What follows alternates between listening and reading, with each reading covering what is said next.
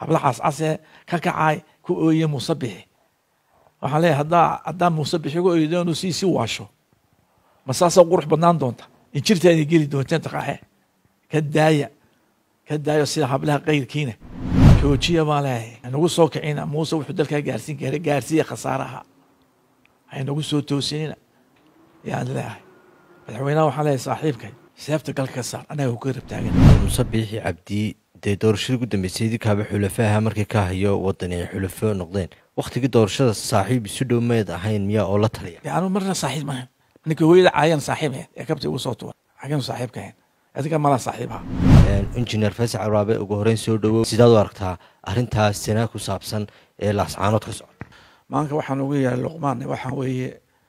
waxaan ka seexan waayay oo ka gama waayay xaaladan maanta dalkeenu ku sugan yahay iyo waxa ka socda laascaanood anagoo sidaa u soo taagan ayaa la moodaa si dadkii dhintay wala qaybsan jiray dhaxalkooda in dalkeena la qaybsanayo oo la isku hayo anagaa leh iyo anagaa leh waxaa la isku hayana waxa weeye waa sool gobolka sool iyo gobolka sanaag dadka isku hayaana waxa weeye dad aan hadda u badan yihiin sanaag reerkaa warsangeli sabdhisir las qoray buu ku lahaa soolna reerkaa la yidhaha magaranaysaa dhulbahante wuxuu ku lahaa degmada laascaanood maantana daarood meel u jawi isku yimid laascaanoodo ilaa mareexaan baa leeyahay laascaan waxay degan yahay ceerigaabo oo leeyihiin sawaakroon ogaadeen oo gahayre ah la yidhaha waxa weeye jibraaciil iyo gahayre adskii buu la daarodeeyey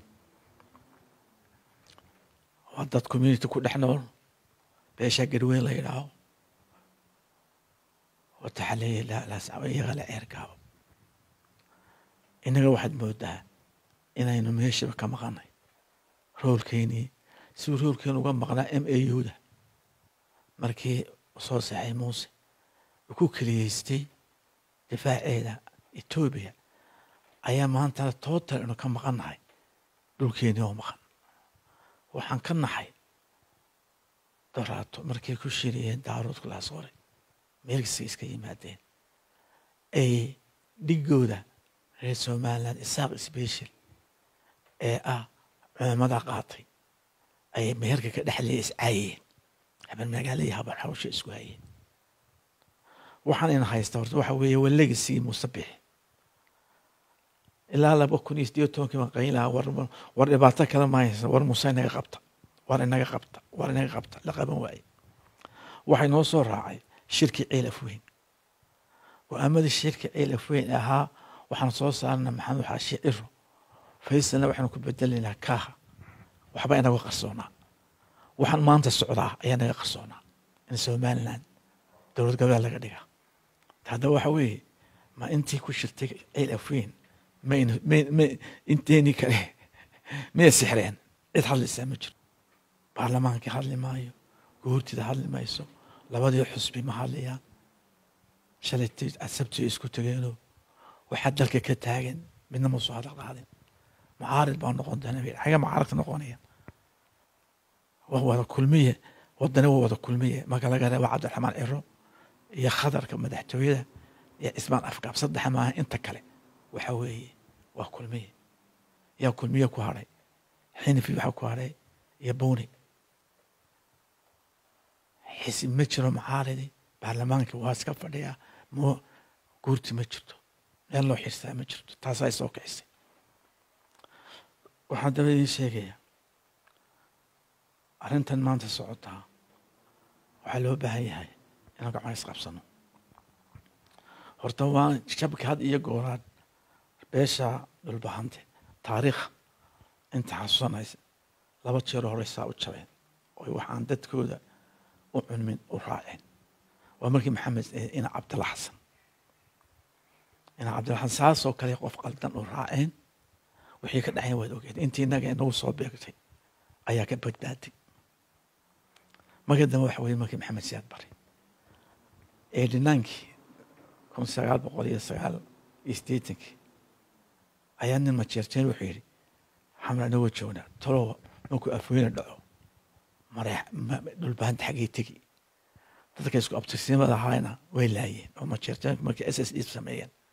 dadka isdhaleen isku deegaanka ahayna way laayeen wuxuu ii sheegay ilaahuna xuseen muuse idaar jojki markay ka soo qaxiyeen xamar intii qabatay Kenya maahan intii Soomaaliya u soo qaxday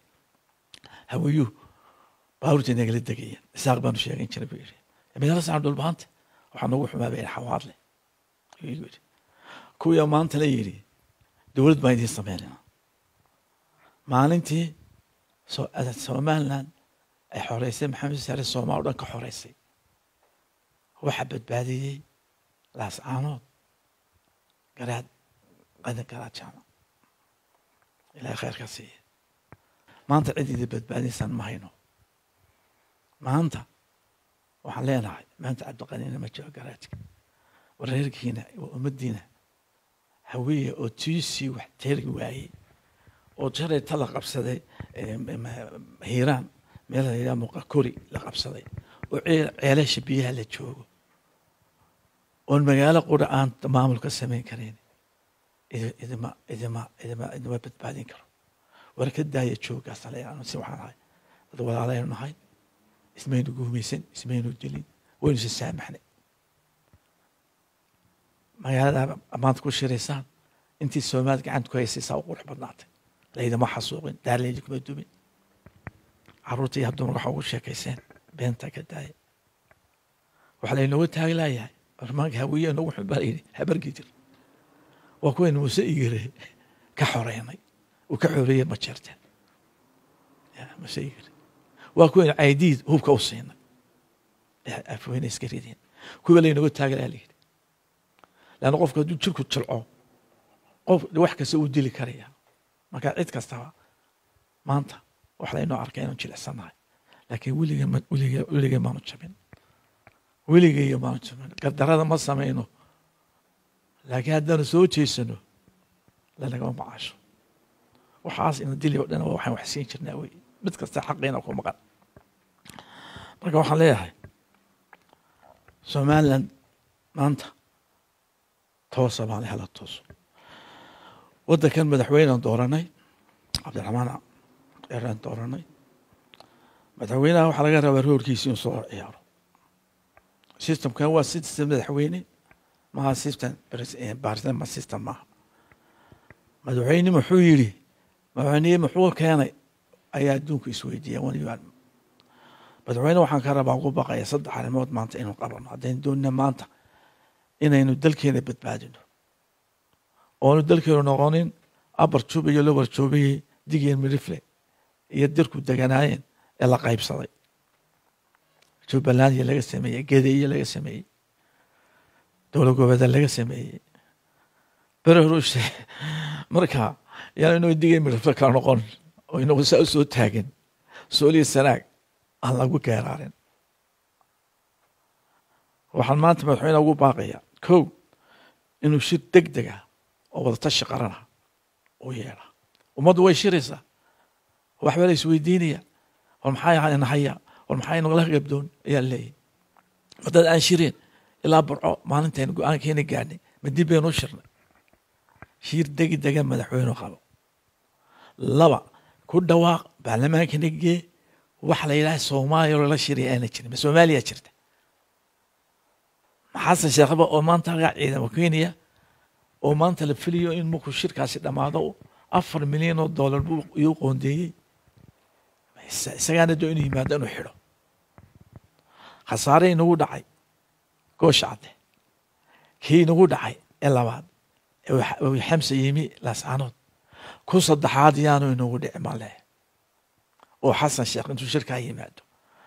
qaatoo beenbeena oo dab waa dab wadaaya burbur dhulbaantu wadaaye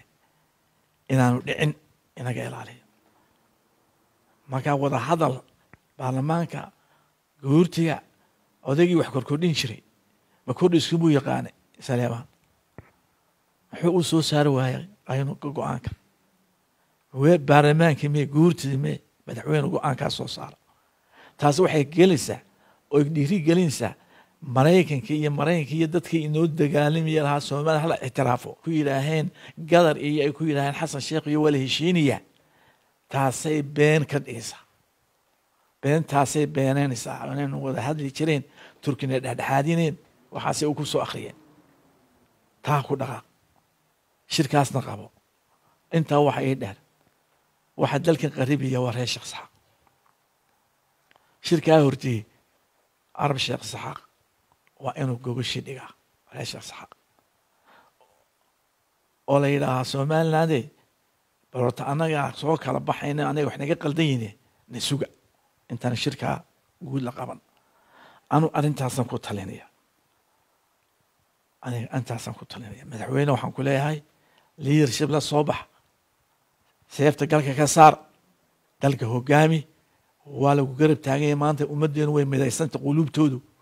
oo cadow bay aragtaan laakiin leadership oo baahantay